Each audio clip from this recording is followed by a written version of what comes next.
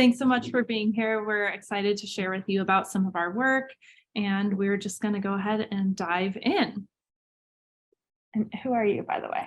Oh, yeah, I'm Catie DeMets. I'm a PhD student in urban and regional planning, studying community and regional food systems. And I'm Jules Reynolds. I'm a PhD candidate in the Department of Geography here and the Nelson Institute for Environmental Studies. Okay, so for the next 15 minutes or so, we're going to present some of our thoughts and stories that really kind of get into the nitty-gritty of our practices around our current community engaged work. We'll have a few minutes at the end for any questions or thoughts that come up. We'd really welcome any feedback in that conversation. But we're going to start with some brief introductions to ourselves in this session. So my journey to community engaged research probably starts with my work as a food system community organizer out in the state of Oregon, where I worked for a few years prior to coming to Madison. From this experience, I came to UW to complete my master's in the agroecology program, and I ended up working on an international project in the Eastern Cape of South Africa. I love this work and I love the community that I lived and worked in, but I learned from this experience some of the challenges associated with doing international work that is not deeply rooted in a community at home where I live. And so from this experience, it taught me that I really wanted to do this research that is deeply driven by a community close to home. So that led me to working with Brick Cider, which is a farm-to-table restaurant and cidery out in Mount Horeb, about 25 miles west of Madison. And I'll talk more about that work later on, but that forms the basis of my dissertation research. And so for me, I was a geology major in undergrad and ended up drifting around the food system in various ways, working in kitchens for a couple of years at a community food co-op in Minneapolis. And then found my way into a master's program doing research in community and regional food systems and environment in Missoula, Montana. And following that, I worked at multiple nonprofit organizations doing food system and environmental advocacy and development, which really brought me into relationship with community and with many different kinds of leaders in the food system space. And so I really started to get interested in how communities think about and plan for the future of our food systems. And that work led me into a PhD where I am here now in urban and regional planning at UW, which was a really lovely return to home for me since I grew up west of Madison outside of Mount Horeb. And so I'm involved with a variety of local and regional food system planning efforts now, including my collaboration with Jules and the community of Mount Horeb. And commitment to community engagement really grounds my work. And so we hope that leaving this presentation, you will all gain some understanding rooted in practice around building relationships across multiple engaged projects within the same community, applying reflexivity to understand shifting positionalities within this community, and then navigating community-centered approaches within institutional timelines, which can be challenging. But quickly, we're going to establish some common shared understandings of some of the words and language that we'll be using. So we wanted to start with this idea of belonging, which is in our title, especially because I think this idea can mean different things to different people. So I really like this definition on the screen that comes out of the community and medical health field. They define belonging as a subjective feeling of value and respect derived from a reciprocal relationship that is built on a foundation of shared experiences, beliefs, and personal characteristics. So I think what is helpful here is that belonging is built on reciprocity and a shared experience, a shared foundation of experience and beliefs. And I think this really speaks to the work that we do as community engaged scholars in building respectful and long-term relationships. And it also points to the pitfalls of assuming you do belong when you don't have that shared foundation. And that's something we'll come back to later. And as I'm sure many in this room know, there are many great understandings of reflexivity, but this one really resonated with us for this particular presentation.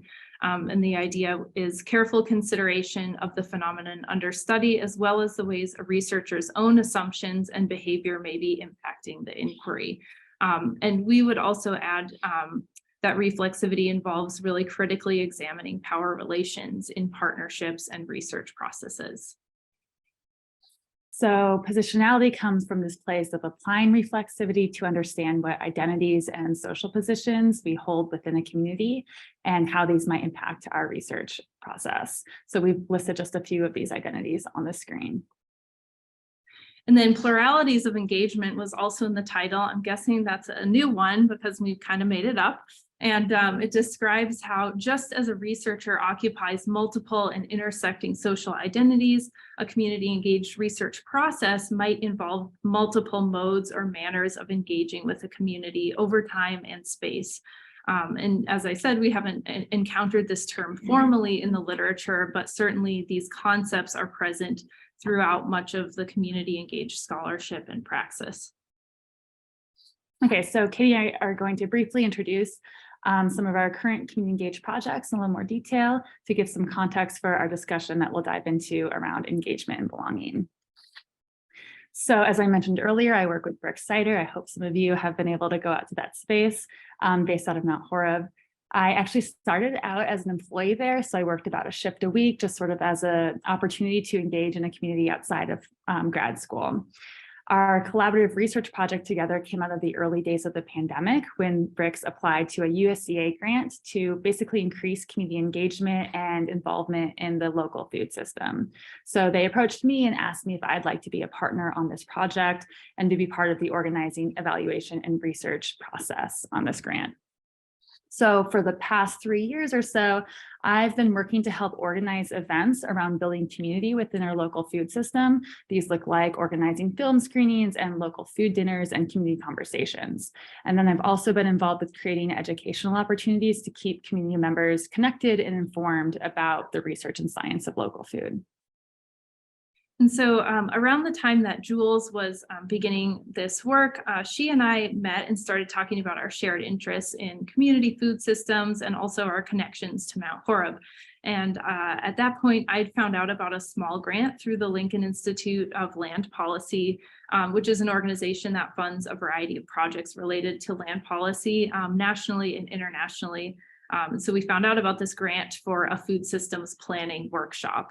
I thought that could be a really great fit. And so I brought the opportunity to Jules, and we decided to apply with the support of community partners as a way to really build on the great work that the BRICS project was already doing. And so ultimately we received full funding for the grant, and we've been working on this project for over the past year. We actually held our workshop just a couple of weeks ago, as you can see in the photo. And we heard from our funder that our project is especially unique because rather than being organized by a formal planning body or government organization, our project is essentially a grassroots community effort. And so feedback from the community members has really driven our conversations and our workshop planning process. And through that process, we're really aiming to build trust for an ongoing long-term community university partnership. Okay, so we wanted to share a particular example that comes from this trust building process and how we've used reflexivity as a key tool for community engagement and understanding our own belonging and positionality. Before diving into that story, I want to share first how we understand our own different positionalities specifically in Mount Horeb. So Catie and I both come to Mount Horeb as UW grad students, but we also come to that position from different backgrounds and experiences. So I've been deeply involved with Reflexivity since 2019. And, I know the regulars who come into the restaurant by name. I feel very embedded in that specific community. Whereas Catie grew up in the area and there's an entirely different group of people in Mount Horeb through family connections. So whereas I see Mount Horeb as a community that I've worked to become a part of over the past few years, Catie feels a strong and long-term emotional connection to the area. We've both been involved in this food systems planning project, but I really came to this project wearing my Reflexivity hat, whereas Catie often wears your food systems planning hat. So we've been learning how to navigate these different positionalities. And at one point in our food systems planning project, we definitely made some assumptions about the position that we held in the community and how we approach that community and our own sense of belonging. And so, as Jules said, we were starting for some early community conversations and data collection for this grant. And so we decided to start out by doing some pretty simple doc surveys at the farmers market. And Jules and I have both worked in farmers market settings before. Tends to be a pretty friendly crowd. It's informal, it's a public location, a public event. So we didn't think that much about showing up, but we decided to email the general farmers market line the day before we went. Just to give them a heads up that we would be there. We didn't receive a reply from them, but it was summer and farmers are busy people. So we just went ahead to the market and said hello to the market manager when we arrived. And to our surprise, he didn't seem especially pleased that we were there. So we thought, well, maybe we're misreading him. So we didn't worry too much about it. But afterwards, Jules received an email from one of the farmers market board members who luckily Jules had previously built a really positive relationship with through the BRICS project and her dissertation work. And essentially through that email, which is not the email on the screen, that's the email that we sent very haphazardly the day before we showed up.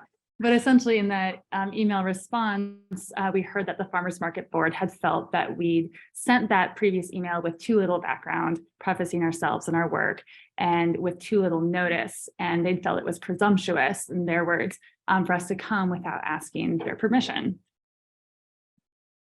And so immediately after receiving that email, we learned some strong lessons right away about community engaged practices. So the first is that there are differences between how we understand ourselves and how others see us.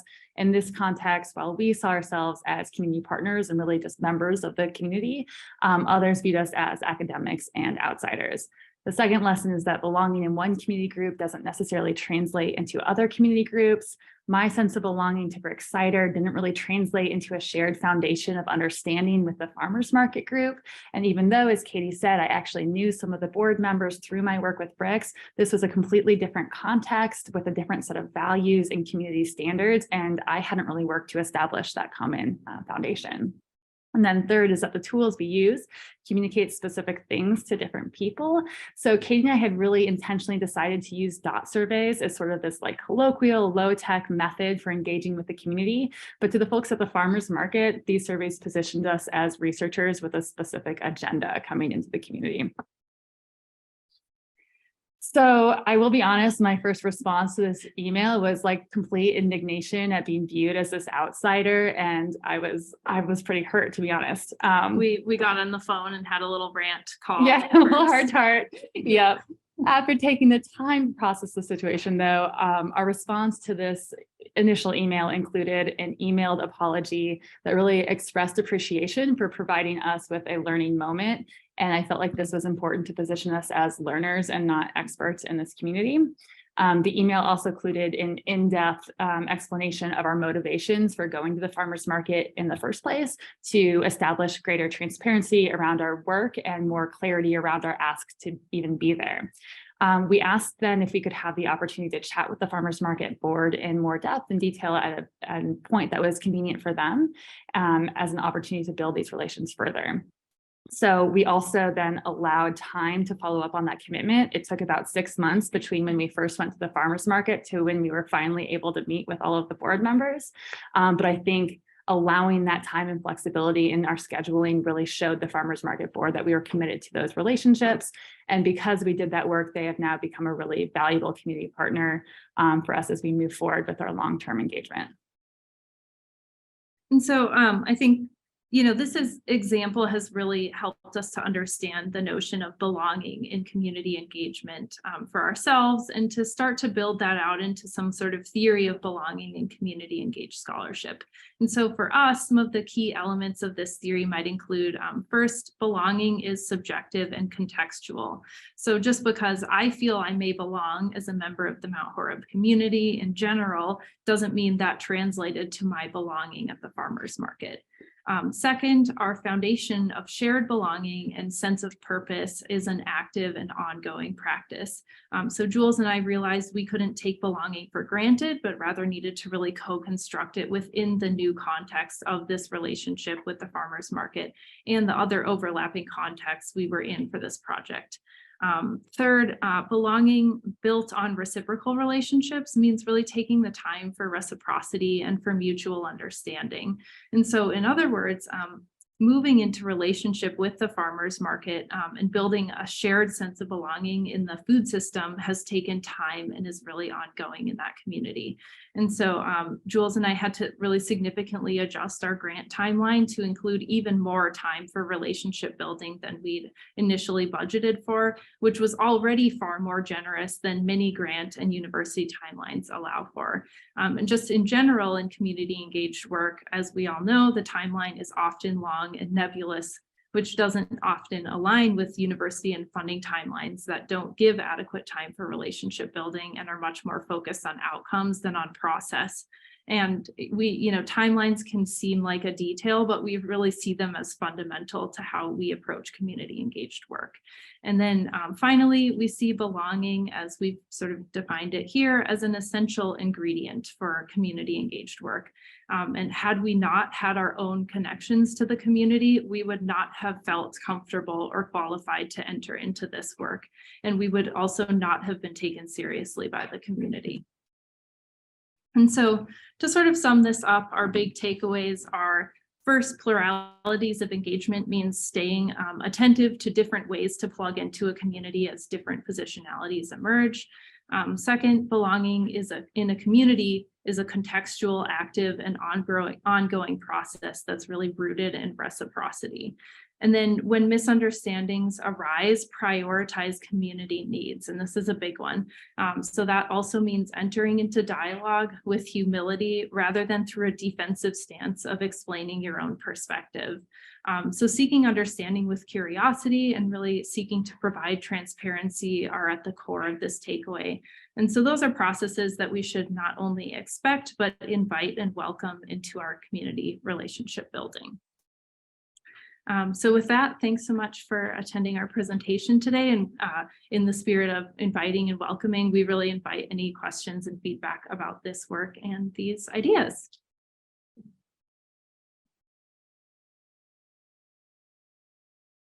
I have a few minutes. Oh, you got a few minutes. No, if there's any thoughts, reflections, I'd love to hear if any of this aligns or engages with you. Yeah. Thanks for your presentation. You talked about process and some of the characteristics of belonging. Can you tell us what happens with people, or 2 or 4 people in communities, when they develop a sense of belonging? What's different about people and communities when they feel like they belong? So should we repeat the question? Please. Oh, yeah, we'll see if we can repeat the question. So the question has to do with when we belong and we start to have 2 or 4 people who feel a sense of belonging, as we get that collective sense of belonging, what happens in the community? Is that the gist of it? Yeah, I guess I'm curious. What's different about people when they feel a sense of belonging? And conversely, what do they feel? What did you all feel when you, or experience when you didn't feel like you belonged? Yeah. So, and to add on to that, what was different when we didn't feel like we belonged? Right. Yeah. Great question. I want to take time to think about this question. Yeah, we're going to have some more phone calls. Not ranting ones though. I think there was initially a very sort of defensive feeling of just well, I do belong. And so I felt that I really wanted to sort of explain our position and explain that I'm from that community. And then to sort of hear that, they weren't quite sure who we were and perceived us as, sort of like UW academics was hard to hear at first. But I think sitting with that, and then co-constructing belonging feels much more powerful and grounded. Yeah. I would add to that. I think I took some sort of personal offense to this idea that they would think that I was coming into their space with any sort of intentions that weren't great. And I don't think that that's necessarily what they were saying in that email, but there was definitely that gap between they didn't know what my intentions were. Once we established that set of belongings, and now that we're in conversation with this group of people, I feel the room for so much more compassion and trust there. And through that, so much more creativity. And so when we enter into conversation now, it doesn't have to be so transactional. And so, this is why I'm here, X, Y, and Z, but there's really room for more creative conversation that can allow new ideas and excitement and energy around this project to flourish. Yeah, that's great. I'm really curious, just because you brought up the timeline pieces and how we, timelines don't mesh with what it takes to build community. And so how is this impacting maybe your own time to finish PhDs or work through these grants or have to extend that?